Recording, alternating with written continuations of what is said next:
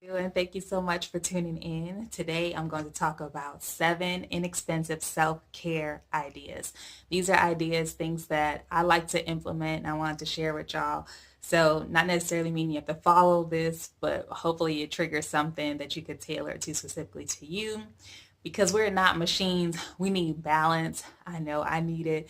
So, these are things that you can do that are inexpensive and don't cause too much convenience, and you can implement them in your day-to-day, weekly, monthly routine, because we all would want like a all-inclusive trip to do as self-care. Like, yes, that's awesome and that's needed, definitely can plan for it, but the reality of you being able to have time to get away and have that all-inclusive trip on a weekly basis, I don't know. But if you do know, please put it down in the comments. I want to find out.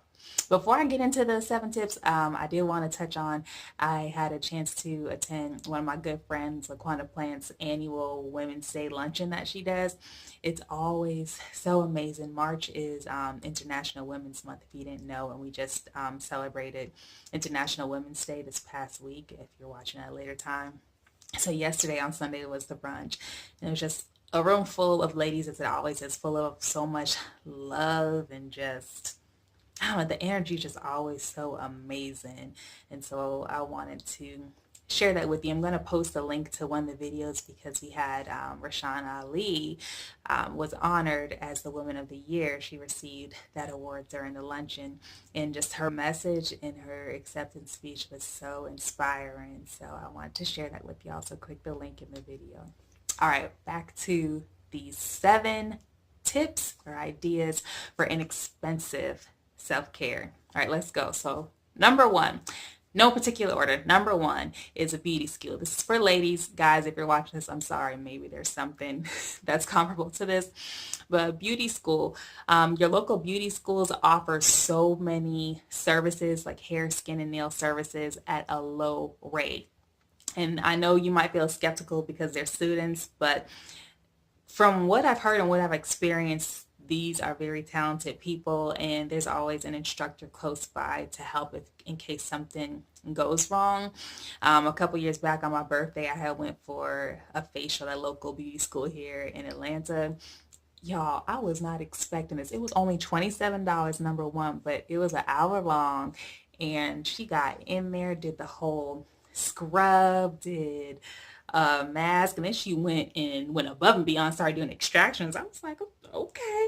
And I don't know if it was because it was my birthday or she just enjoyed me as a client, but she went ahead and gave me a foot rub too. So I don't know if that's included in the $27, but it was such a great deal and a great experience. And they do gel nails, all types of stuff, microdermabrasion at a discounted rate.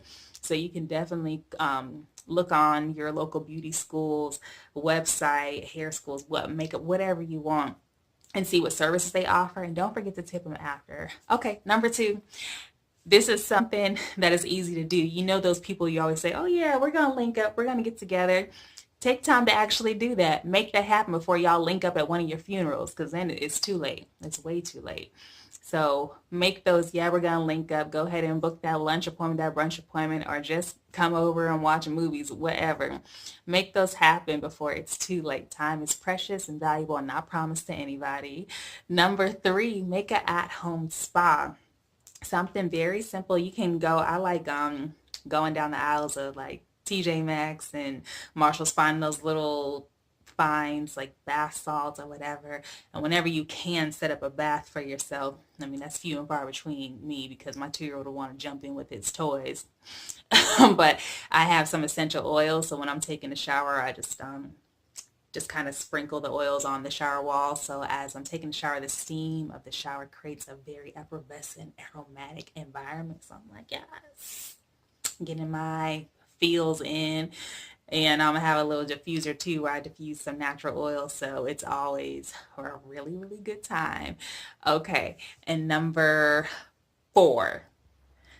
Number four, this is something I love to do. Like, I always take so many photos, and I have so many photo books and random photos that need to be in books. And before, people used to joke with me saying, you like somebody's mama always taking photos, but you happy that I have them now because you get to look back. Some people that are no longer with us, I get to share those memories with people. So look through old photos. I think that's very uplifting. For me, it has been to reflect back on fun family get-togethers, different times in high school and college, and just friends that I've made along the way.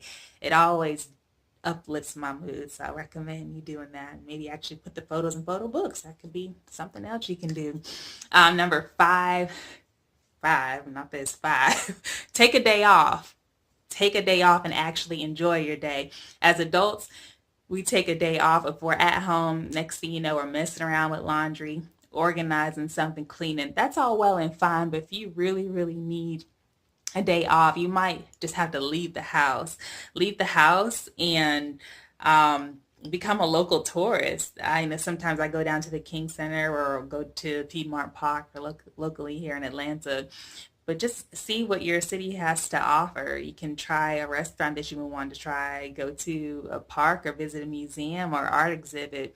Just really take the time to enjoy what's around you. Because when you're at home and you take a day off, you might mess around, sleep the whole day, which is fine, and clean. And next thing you know, the day's over. And you're like, oh, I didn't get to enjoy my day. You just leave, just exit the premises and enjoy your day off.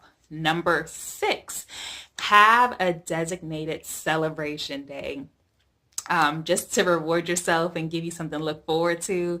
I used to do this during the work week. I would say Friday or Chick-fil-A days. So you won't overindulge in Chick-fil-A because any day can be a Chick-fil-A day except for Sunday. And that's when you really want it all the time. Never fails. But Fridays was my designated Chick-fil-A day. So I always look forward to it. Get me a Chick-fil-A breakfast. I might go ahead and roll it into lunch, get the lunch too. But Fridays was my fun day. So have a designated day to where you treat yourself to something that's not too expensive. It's fun.